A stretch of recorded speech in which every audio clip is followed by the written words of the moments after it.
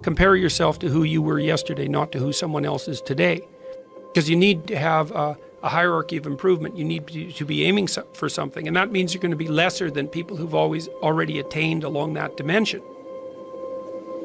So the question is, who should you defeat in the final analysis? And the answer is, you should defeat your former self. You should be constantly trying to do that. And you're the right control for yourself too, because you're the one who's had all your advantages and disadvantages. And so if you want to compete fairly with someone, then you should be competing with you. If you're improving yourself, then what you are doing is competing with your lesser self. And then you might also ask, well, what is that lesser self? And that lesser self would be resentful and bitter and aggressive and vengeance-seeking and all of those things that go along with having a negative moral character. And those are things that interfere with your ability to progress as you move forward through life. So it's very necessary to understand that this is why, I've been stressing this idea of personal responsibility. It's like, well, personal responsibility is to compete with yourself, is to be slightly better than yourself the next day.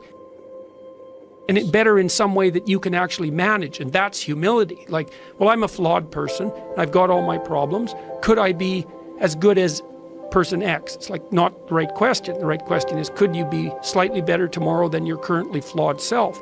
And the answer to that is, if you have enough humility to set the bar properly low, then you could be better tomorrow than you are today.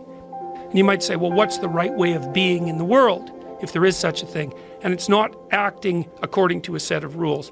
It's attempting continually to transcend the flawed thing that you currently are. And what's so interesting about that is that the meaning in life is to be found in that pursuit. So I've been laying that out in these discussions too, because it's saying, well, the fundamental issue is that life is tragic and difficult, very tragic and difficult for everyone. And it's also tainted by malevolence, because no matter how things are tragic and difficult, but there's always some stupid thing that you could do or someone else could do that could make it even worse than it has to be. And so that's life. And you need an antidote to that, because that can embitter you.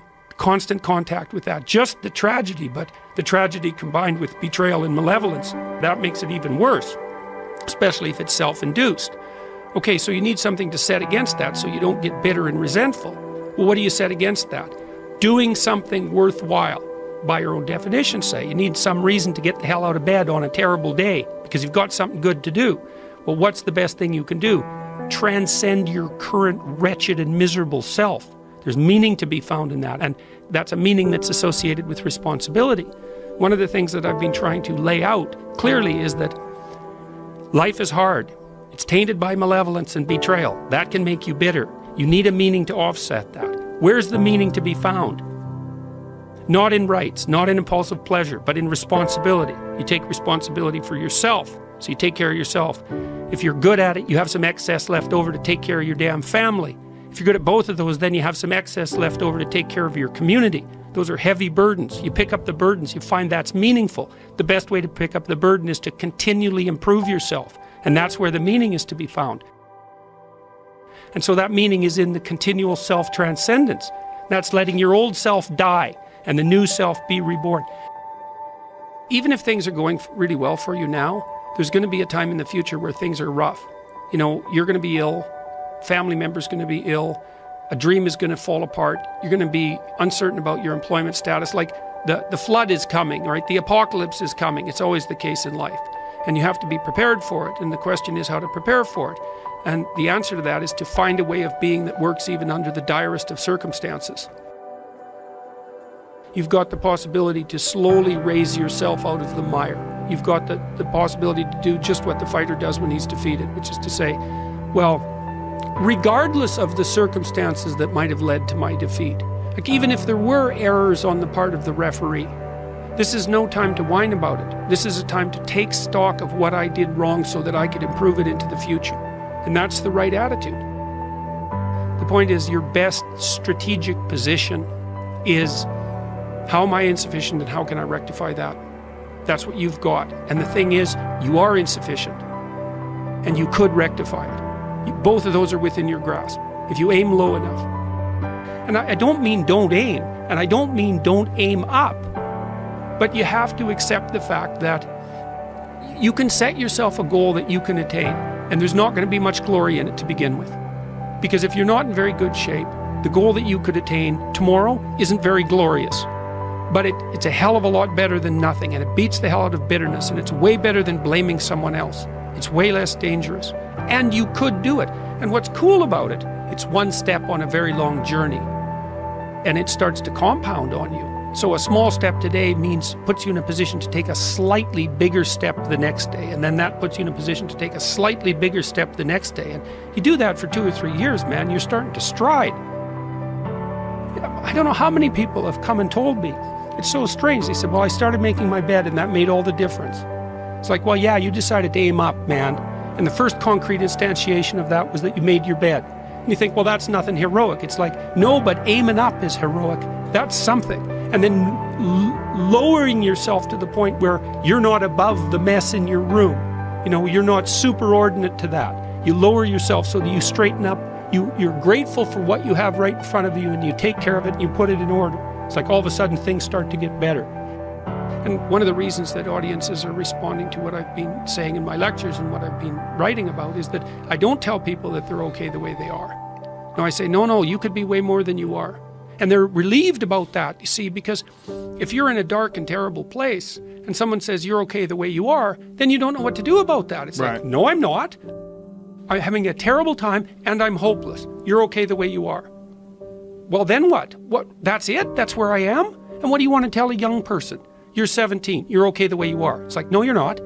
You got 60 years to be better. And you could be way better. You could be incomparably better across multiple dimensions. And in pursuing that better, that's where you'll find the meaning in your life. And that will give you the antidote to the suffering. This is the trick, though. You have to pick a path of discipline. What path of discipline you have to pick is a different issue. So there could be a rule. The rule might not be follow this rule. The rule might be you have to follow some rules. So it's a meta rule. And the meta rule is you have to discipline yourself. And the issue is, well, how?